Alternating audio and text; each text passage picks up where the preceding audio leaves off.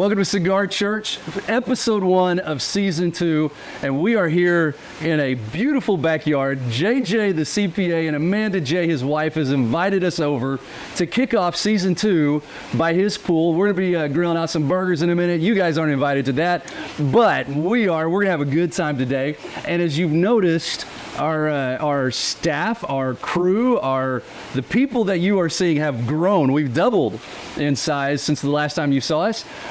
These beautiful ladies that are around us are our wives. And so Jennifer is next to me, my wife. As we go through this and we talk about what we're smoking, we're going to introduce our wives so you can kind of get to know who they are. Some of them are excited about being on camera, some aren't. So be patient with them. But we're excited to have season 2. We've got a lot of great stuff coming up. We've got a lot of really big announcements that we want you to know about, including the first annual Cigar Church experience in Hochatown, Oklahoma, which is southeast Oklahoma if you don't know where it's at. We are doing that October 19th. I'm excited about this. JJ, the CPA, is sponsoring it. We've got some cigar lounges involved in it. We got some local stuff. It's going to be amazing. Be looking for details. You can register for that event on our website, cigarchurch.net. Go there, look at the events page. We'll have a header, everything, where you'll be able to click on there and register. Now, here's what you need to know. You need to be very quick on this because we have 50 VIP tickets, 50 VIP passes, and each of those 50 VIPs will get a swag bag that will include cigars, a shirt, some stickers, some other stuff that's still being put together, but it's going to be amazing. You're going to love it. There's only 50 of them, so the first 50 get them, but here's the kicker. The first 25 get them for free. So if you go to our website and you sign up, you register on our website, those first 25 people that register for a VIP are going to get them for free. The next 25 have to pay $25. So it's not a lot of money, but it's going to be worth it. You'll get at least twice what you pay in value in that swag bag. Now, everybody else, when you get there, you're going to have an opportunity to hang out with us. You're going to have an opportunity for some live teaching, some live music, some fun, some get to know the guys of Cigar Church. All three of us will be there. JJ, the CPA, will be there. Our wives will be there. Amanda J, everybody's going to be there. It's going to be a great time. And so we want you to come out and go check it out on our website. We'll be giving you more information about that as we get a little bit closer, as things develop. We want you to know about it. So one more thing before we get started, guys, before we look at what everybody's smoking, I want to give a shout out to my man Elvis at Burn, Rocky Patel Burn in Oklahoma City. He gifted us just yesterday with this beautiful Rocky Patel ashtray. It's a limited color, kind of got that Tiffany blue, I think is what it is, right, Amanda? Yes. Got that Tiffany blue, awesome ashtray. We're going to cherish that. That's going to be our go-to. You're going to see it at the Cigar Church experience down in Hochatown. We're going to have it center stage right there with us as we smoke. It's always going to be around. And so thank you, Elvis, for that gift. He gave us some cigars. We'll be talking about those in another episode, so don't worry about that right now. But here we are. We're JJ's backyard. We got the beautiful waterfall. We got some amazing sticks going on. What are we smoking, guys? Let's start with JJ over there and Amanda. Oh my goodness, I right now am smoking a cigar that my wife lit for me. I love it. It all started when we'd be in the lake, and I'd be already in first, and I'd have a drink in my hand, and I'd be like, oh honey, can you light me a cigar real quick, do me a favor?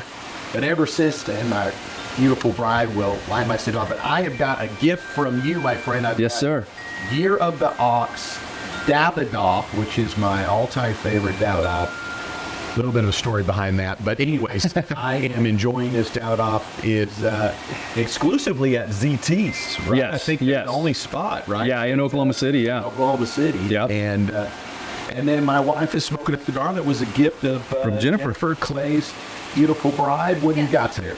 So I Whoa, I better dig you the mic here. Yeah. There you go. Yeah. Gotta be able to hear. That's okay. That's okay. My bad. Got a good outtake, right?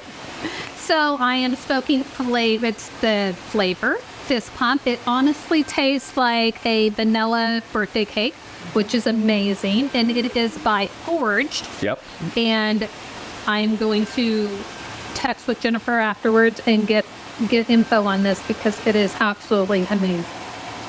Yeah, absolutely. Dan, what are you smoking, brother? I am smoking the Casa Fuente belly, and this is a it's a Dominican, which I know, you know.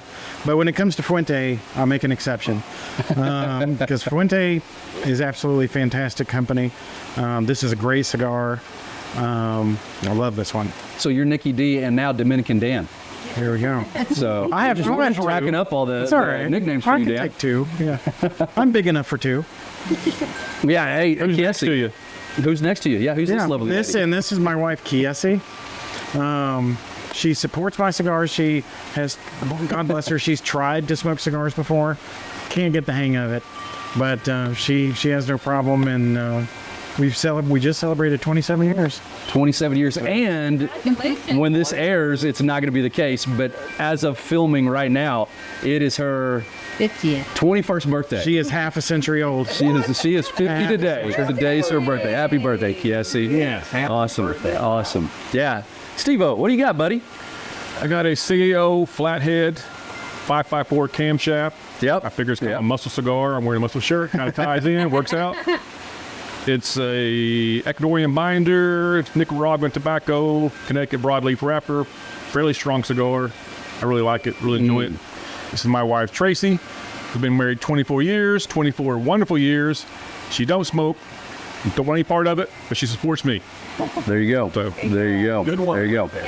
You guys will never guess what I'm smoking. Don Carlos. Good guess. Good guess. I've got the Don Carlos Aniversario in the 2018. Wonderful cigar. If you want more information about it, we've talked about it many times. I don't need to waste a lot of time with that. To my left is my beautiful wife, Jennifer, of 25 years. We celebrated last week. Has it been a week already? Week and a half? Something like that. We've been together 25 years, and so she is smoking one of the fist bumps as well. Tell us about it. I like it. I'm a flavored cigar girl. You are, yeah. Of the flavor brand, I love the unicorn tears. I love moon trance.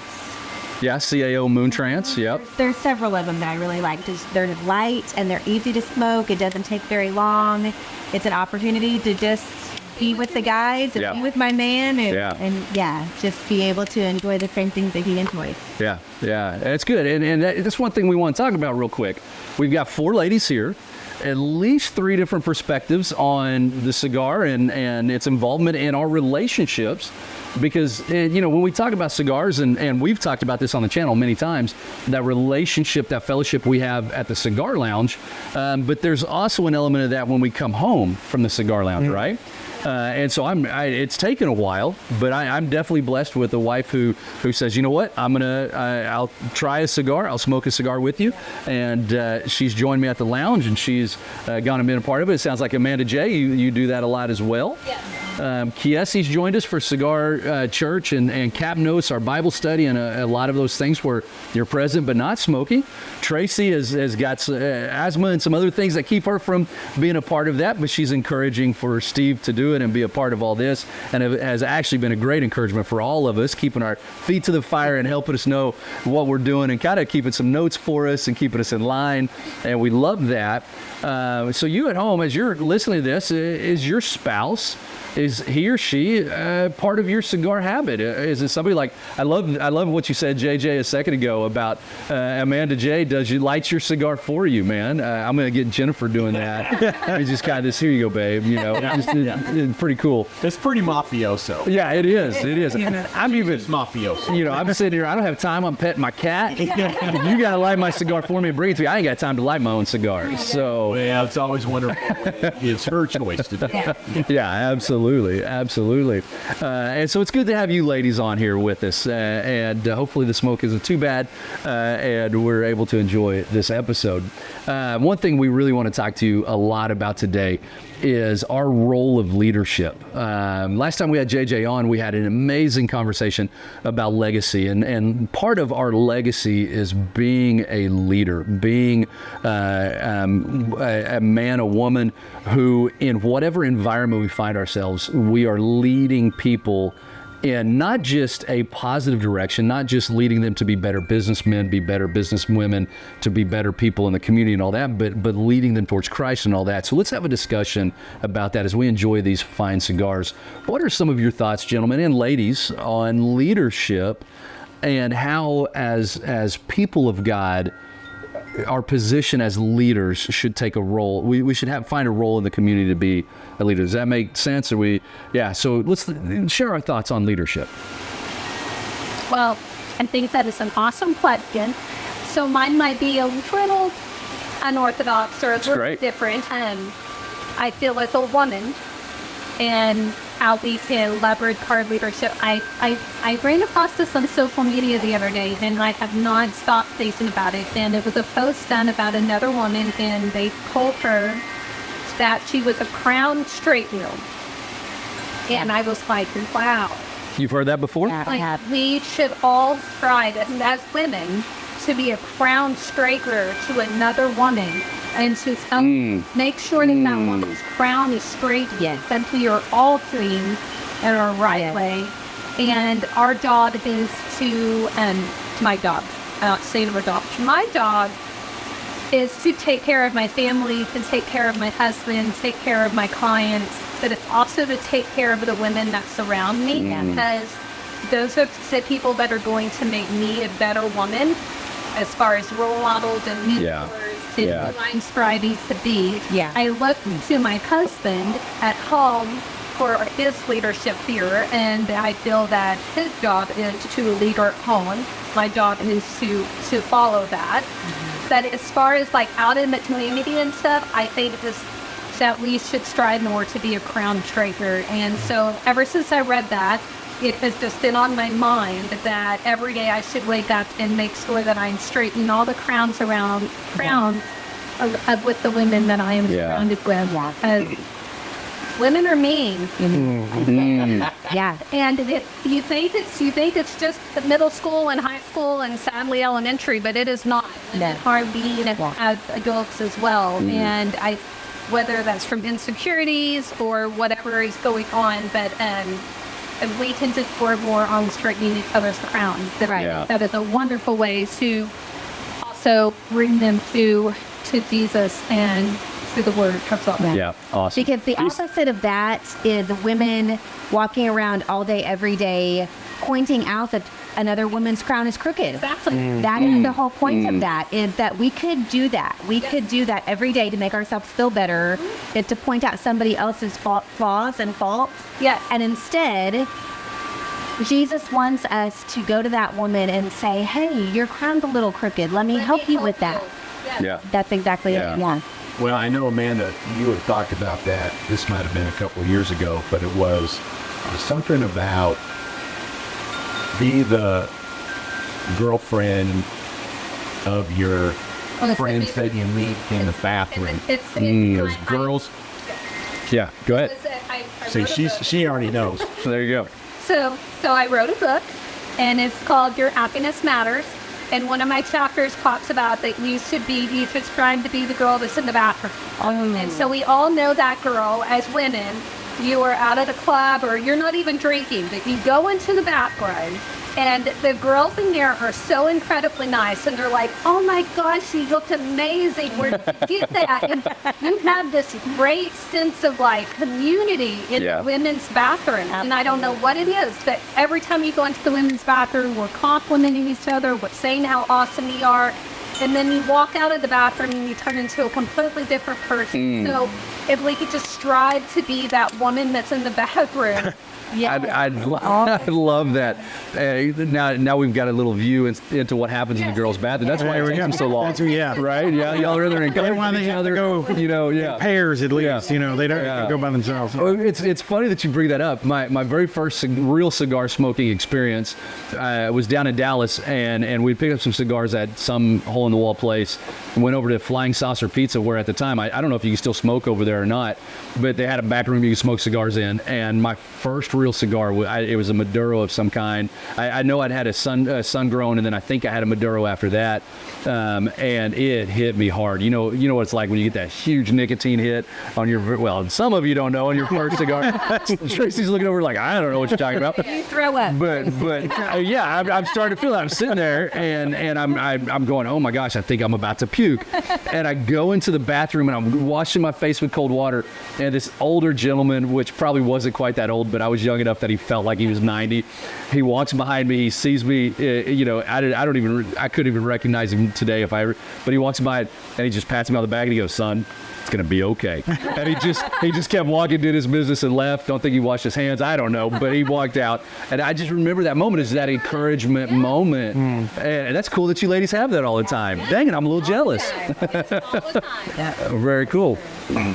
So This is the wife of JJ the CPA. this is the wife of JJ. Yeah, no, it's amazing. Thank you. Amanda, tell us. Here's what I love about the input of both of you ladies so far is we're talking about leadership so often in more conservative church circles that I know as we're sitting here smoking cigars, that puts us not in a conservative church circle per se, but women aren't looked to as leaders.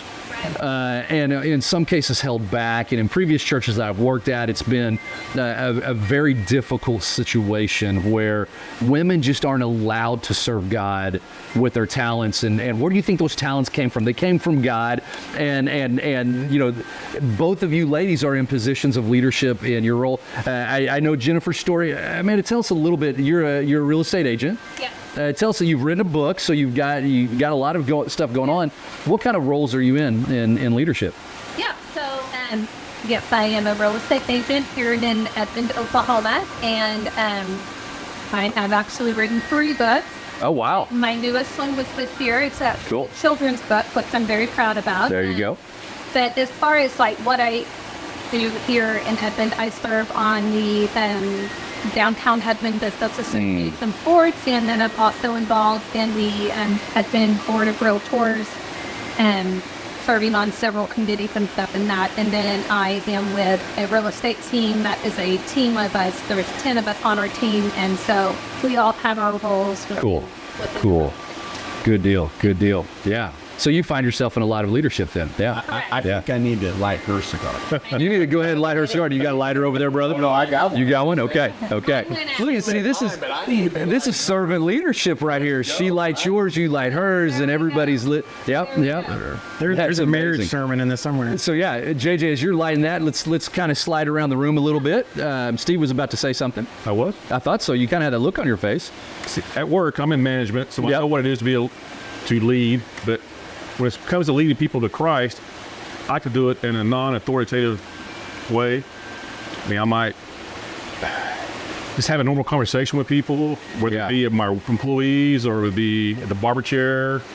Yeah. People might say, "Yeah, I like your tattoo," and we start a conversation. I just like to lead by just letting them know who I am, present a person that loves Christ, and let that influence them without actually leading them without knowing they're being led. Yeah. And I think most people are more responsive to that, Steve. And knowing your personality and just how good you are at just being down home with people. Sometimes, when you have a packaged approach to leading somebody to Christ, it just feels fake. It may be 100% true. It may be, everything that's being said is exactly what needs to be said. But when it's not in exactly what those relationships, those just living it out in front, you're 100% on there. Yeah, absolutely. As we sit here, the 8 of us, there are so many different levels of leadership, all the way from being a servant, being a helpful hand to a family member, to management, to real estate, to, Jennifer works at a retirement home where she gets the ability to do both serve and lead and all of this. And here's the key. Here's what I love about the church, the body of believers who follow Jesus Christ, is every single position of leadership at its core is a position of service. There is no authority, there's no leadership, there is no I'm in this position without the lowering of yourself and humbling yourself, because that's what Christ did for us. Is he lowered himself from the realms of heaven, from being at the right hand of God, at his throne. He lowered himself, as John 1 says, and became flesh and made his dwelling among us.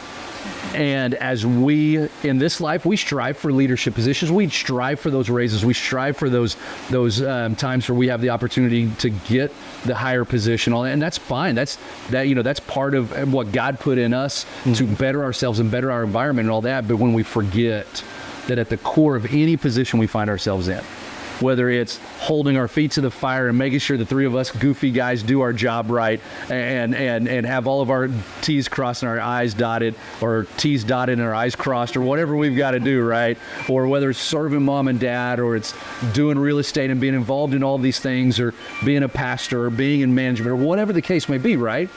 All of those at the core, at the heart of it, yes, there's leadership. Yes, we're above people and we want people to follow what we're doing, but at the heart of it, service.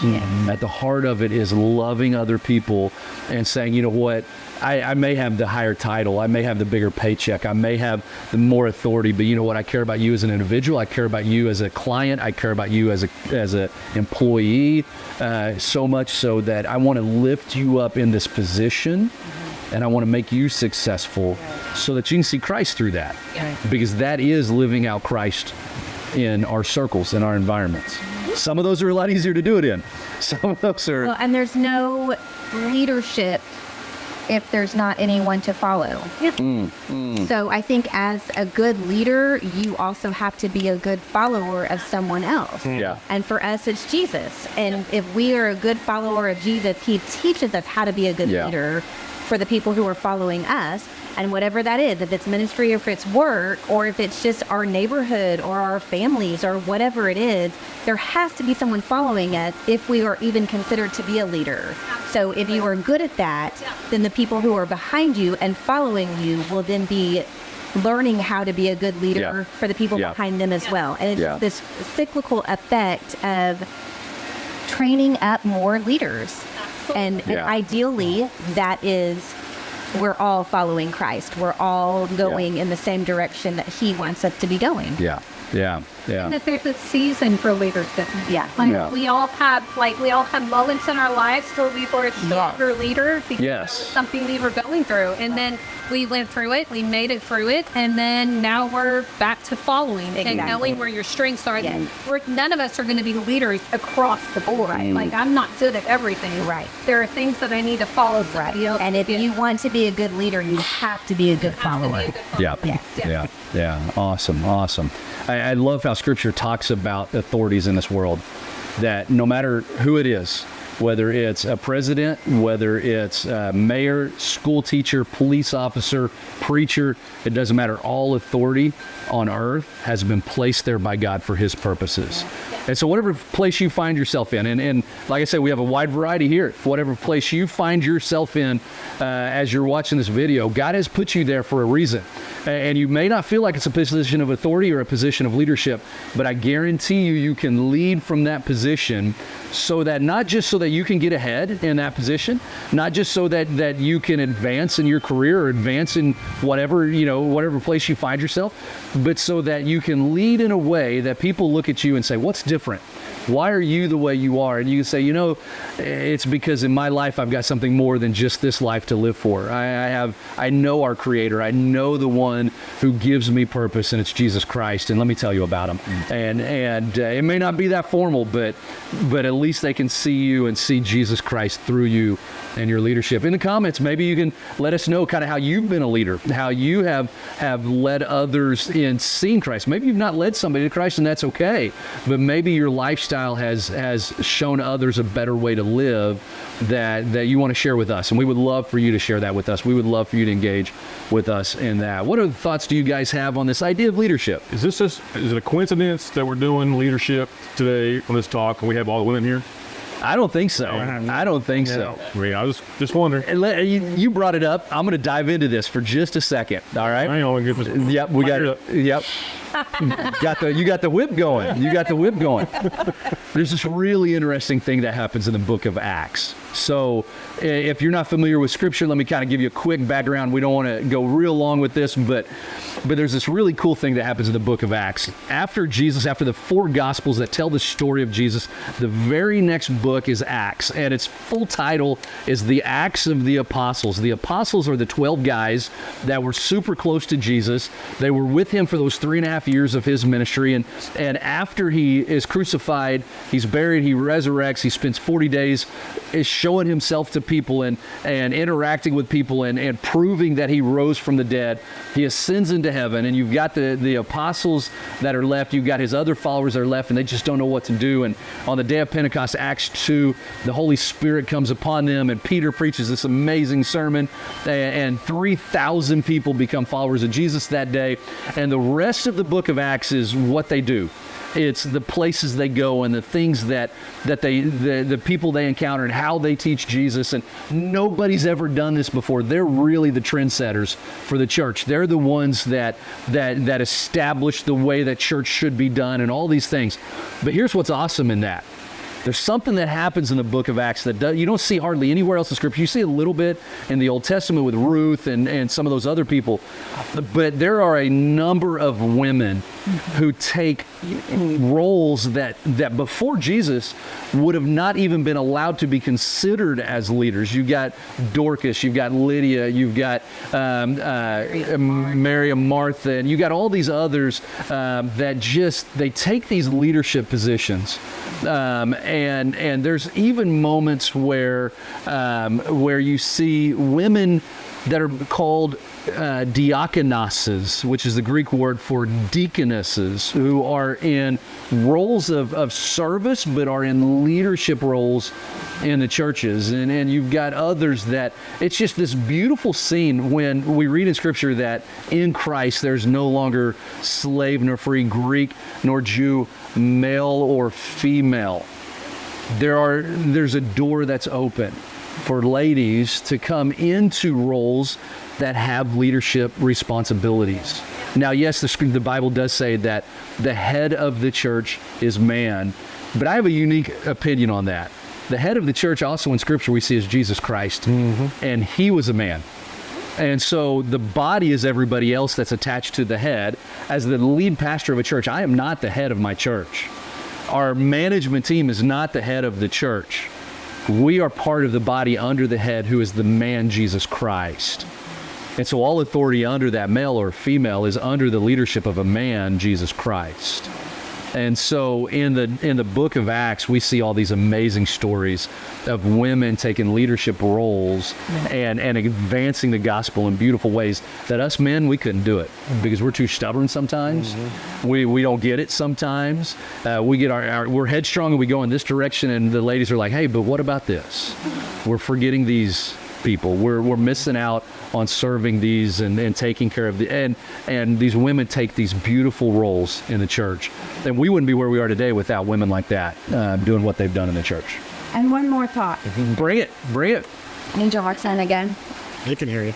Excellent. I think that maybe people are watching and they feel like it's the sailor's ship for them, that leadership is not something they can do. Yeah. And something that God has been working on me is that his time is never too late. It's never too late to step up and do that thing that God has called you to do, that you feel like, I have a desire for this, I have a passion for this, it's in me, I can't let it go. And a lot of times that's God just directing us, and we just take one foot in front of the other, and we watch God put the pieces together, but it's never too late. And if you're struggling with feeling like, well, I failed in that, God's forgiveness is always there. He just wants us to come to him and start over, and he will take us and create something beautiful in that. So Preach it, girl. Everybody. Go. Love it. Everybody. Love it. Participate. Awesome. Anything else, guys or ladies? I use guys, for guys and girls. I mean, people get on to me about that, but I don't know how long it's been since I've not spoken to now. I talk. I love it. I talk more than Love it. You saw me like Beardedcigar. We're gonna have Amanda on again before we have No doubt. Well, there's a few things that come to mind. One is that a leader is somebody that just steps forward to serve the group. Yes. Second was when he looked at Jesus and he looked at his followers, the apostles. Right? These were, for lack of a better word, blue collar. Yes, they were. Workers. Yes, they were. They were not college educated, so to speak. Jesus was not a Pharisee. He wasn't shiny, and he hung out with the people, and that's why we still talk about him today. But for the woman's role. So I'll step in a very, very lightly direction. Yeah. But the reality is, from my perspective, you all celebrating many years of marriage, 25 plus. We So- just celebrated our first. First, love it. Yeah, so Amanda. To get to 25, you got to go to one first, right? right. Yep. Right. Yep.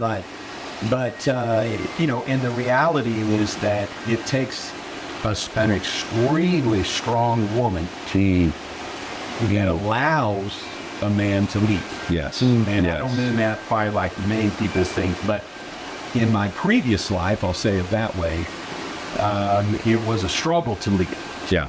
Yeah. With Amanda, she has allowed me to lead. And in some regards, it leads to two things here for me. One, so, I recently celebrated 100,000 subscribers. Yes, sir. Yes, sir. Congratulations, brother.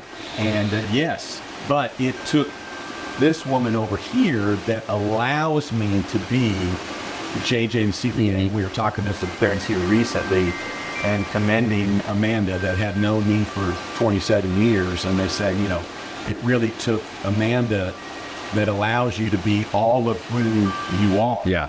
Yeah. And when a man can be all of who they are, they can allow, Yeah. for lack of a better word, allows probably the wrong word. No, it's all right, but we get it. Yeah. When a woman allows a man to be all they can be, when a man allows a woman all they can be, then you've got an unstoppable partnership Yeah. really together. And the reality here for me was that what attracted me to Cigar Church, and some of my story will maybe unfold as we get to know each other better. But, as JJ the CPA, so minor plug, right? Right. Yeah. Go to JJ the CPA's. Yep. Go to my YouTube channel, right? Let's get him to 200,000 subscribers. Yay. Yeah. But the reality is this. I learned a concept in college, which is thick-faced black heart, which is not necessarily one of Jesus. Right. What did we learn in Sunday school, right? This little light of mine. Yep. Yep. Gonna let it shine. Yep. But the concept that I learned in college that really probably is from my upbringing, you can watch the episode that I was in first season.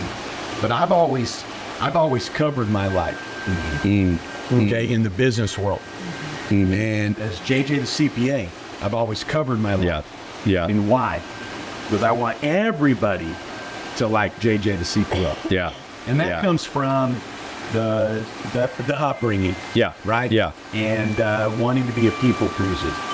But what I love about, and I talked about it in our episode together, of it being a risk for me to be a part of Cigar Church, is in Thick-Faced Black Heart. It's a book by a very successful Chinese-American businesswoman taking the art of war, putting it with American business concepts. But the concept of Thick-Faced Black Heart is to constantly protect and guard and not let, quote unquote, whoever you're doing a business with to know what your goal is, because you're always putting them in a position of winning. And so as JJ the CPA, you wouldn't know if I'm a Democrat, I'm a Republican, you wouldn't know if I'm pro this or pro that. You wouldn't know because I've just been right down the line. Why? Because of popularity. So in some regards, maybe since I've hit 100,000 subscribers and I've hit a goal that's beyond my wildest dreams, and in part showing my kids that you can dream and it comes true no matter what age you are. But some of that is not now guarding who JJ the CPA is. And Joshua Jensen. That's who I am. That's the JJ. Yes. Let my light shine. And so that's part of what I'm doing with you guys is being somewhat true to myself, but that goes back to a woman who allows me to be also true to myself. Let me throw some biblical context on that, because you started that with, it may not be the most biblical, and that may be true on some levels, but two things that come to mind. Number one, when Jesus, when he first stepped out in his ministry, he comes out and he has John the Baptist baptize him, and then he immediately goes into the wilderness for 40 days. when Paul was Saul before, and he's going around persecuting Christians, and Jesus reveals himself to him on the road to Damascus, he goes away for a season, right? When we light a cigar out here outside, we've got to block that flame so that the cigar could be lit. There may be a season in our life where we're not ready for our light to shine. And it may be a maturing time. It may be a preparation time. It may be getting things lit so another light can shine, whatever the case may be. But I think there's a biblical argument to say, yes, our light must shine. That's the point of our light. But there might be a time where not yet. And I've found this true in being a pastor in environments like bars and cigar lounges and that.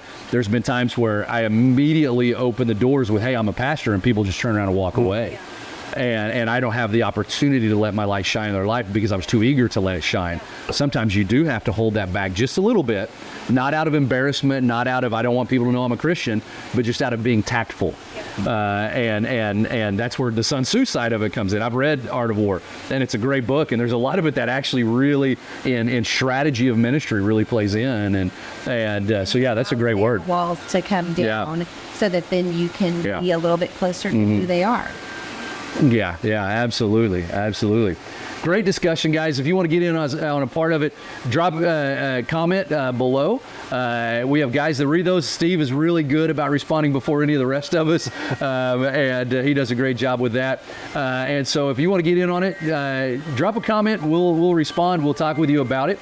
And we just got a few things we want to say before we go. But before we do that, how are those cigars going? You're almost done with yours, Dan. I am. You've been burning that quick. Some of thing it's the wind out here. The wind's for us. But it is a little fast because if you enjoy a cigar, I have a tendency to burn a little quicker. You do smoke a little bit faster than the rest of us. Yeah.